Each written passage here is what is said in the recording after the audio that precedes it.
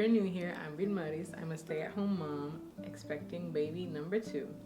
And we have officially made it to 28 weeks, which means that we're almost to the 3rd trimester. I'm starting to feel the tiredness and I am constantly out of breath. So let's see how this voiceover goes. Honestly, we haven't done a lot of baby prepping. Since it's baby number 2, we have a lot of things already. My son is only 1. This time around, we are gonna take it a little bit more the minimalistic route because we live in an apartment and we don't have a lot of space. So we are kind of, procrastinating a little bit or just like relaxing on that side. But today I'm in full nesting mode. So I thought that I would take you along while I went through baby girl hand-me-downs. I'm gonna organize Mateo's room a little bit and we're gonna just prep a little bit for baby girl's arrival. When my first baby was born unexpectedly at 29 weeks while we were visiting family in Puerto Rico, we had almost nothing with us. And everything we did have was back home, and in those early days, we didn't even have a single onesie for him. That experience really shifted our mindset. We had to focus on the absolute essentials for when he would be discharged from the NICU to avoid accumulating a bunch of things we couldn't bring back home. That season taught us that babies truly don't need much. Now, as a second-time mom, I feel so much more at peace. I've learned a lot since my first pregnancy, and this time around, we're choosing to keep things simpler and more intentional.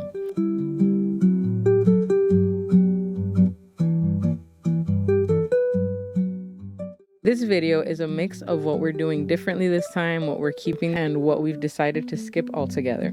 It's not an extensive list, it is just top things that have come to mind and we are preparing on the way. My goal is to avoid overwhelm and focus on what we'll actually use, so hopefully this gives you a few helpful ideas too.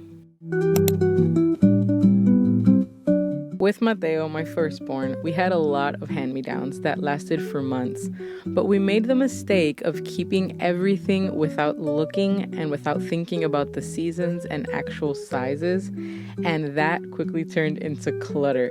This time around, we want to keep her closet as minimal and intentional as possible. So I did a little research on how many items of clothing she needs per age and season.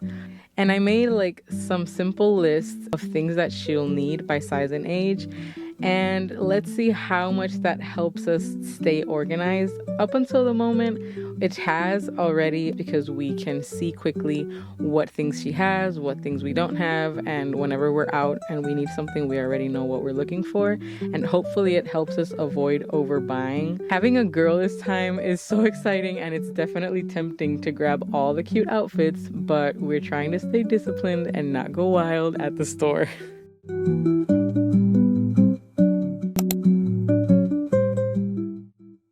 This time around, we are giving part-time cloth diapering a try.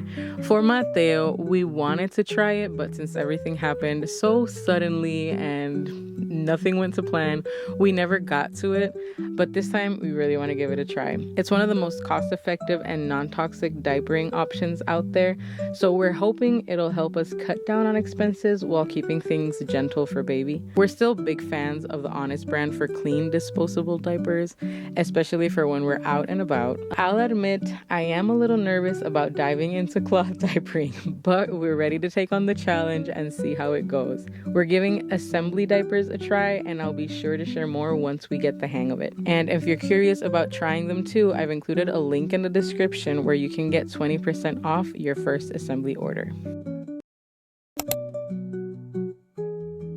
We are definitely planning to breastfeed again this time, but I already know that this is going to be a very different experience than it was with Mateo. Since he was in the NICU, he was bottle fed from the beginning, and we had to teach him how to latch on once he got home. He didn't have any issues with bottles. He took even the cheapest ones, not just the ones made for breastfed babies. Eventually, after working with a lactation consultant, we switched to Dr. Brown's glass bottles. We really liked them. They had the gradual slope nipples and they had an anti-colic system. They worked really well, but I'll be honest, washing all those little parts was so tedious.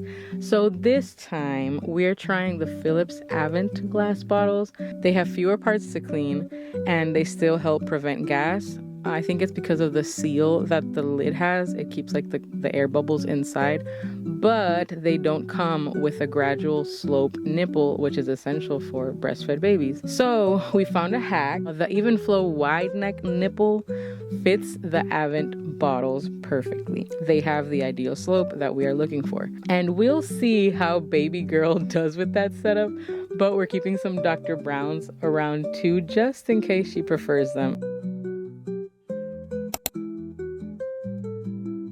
So continuing on the feeding and breastfeeding topic, last time I used the Spectra pump and it worked great. I still have it and it's in very good conditions, but this time with a toddler and a newborn, I won't have the luxury of sitting down to pump as often.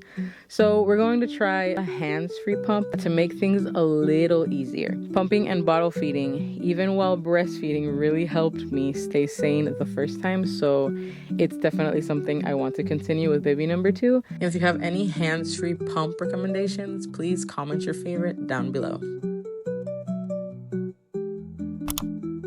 When Mateo was around 6 months old, we transitioned him to a full-sized floor bed in his own room. I safely bed shared with him for the beginning. Once we transitioned him to his room, I still would bed share with him up until he turned like 1, because he would wake up every 2 to 3 hours to nurse. So this setup worked so well. It gave him a sense of his own space, his independence, as he felt safe in his own room, and eventually I could just roll away without waking him, and I would go to my bed, and then in the middle of the night, whenever he would wake up, I could go back with him. So it worked great for us. By 13 months, he was sleeping through the night independently. The floor bed has been perfect because whenever he's sick and he wants us to be there, we fit perfectly in his bed and we have enough space, and honestly, we've loved that decision that we made. We would love to try something similar with baby girl, but we're also open to giving the crib a try because this time around we won't have a room for her, and so they would be sharing a room. I really don't know at what age or what that's gonna look like, but considering that we want them to share a room, I thought that maybe having her in a crib would be a little bit more practical and safer. If we end up bed sharing again, then that's okay too. Every baby is different, so we're staying flexible and we'll see what goes on once baby girl is here, and I'll give you guys an update. For the stroller system, with Mateo, we use an Up Baby that we found secondhand on Facebook Marketplace. We bought the car seat new, and we had planned to reuse it as a double stroller, but once I started researching, I was not a fan of how the Up Baby setup worked. The bassinet has to sit on the bottom, and the toddler is the one that's on top, and I did not feel like that was practical. I really didn't like it. So I dove into the stroller research, which is so time consuming. I stumbled upon the Momcozy Go baby stroller and we really liked it. The setup makes a lot more sense for us. It has so many configurations and is half the price of some popular brands. We are very excited to try it, and I'll definitely share a full review once it arrives. So that is sort of our plan going into this next season as a family of 4. We are embracing the simpler, more intentional lifestyle, and we have a little more confidence because of the lessons that we've learned going through Mateo's first year of life. Of course, we know things might not go exactly as expected. They rarely do with babies, but we're feeling more grounded this time and trusting that we'll figure things out as we go. To make things a little easier for you, I also put together a free guide with more detailed items we've used and loved and what we're reusing for this baby. It's divided into categories like feeding, bathing, diapering, toys, and baby on the go, and you can grab it from the link in the description. Thanks so much for being here and following along with our journey. If you have any questions, tips of your own, or just want to share how you're prepping for your little one, I'd love to hear from you in the comments. Don't forget to like, subscribe, and stick around for more motherhood content, organizing tips, and real life reflections as we get closer to meeting our baby girl.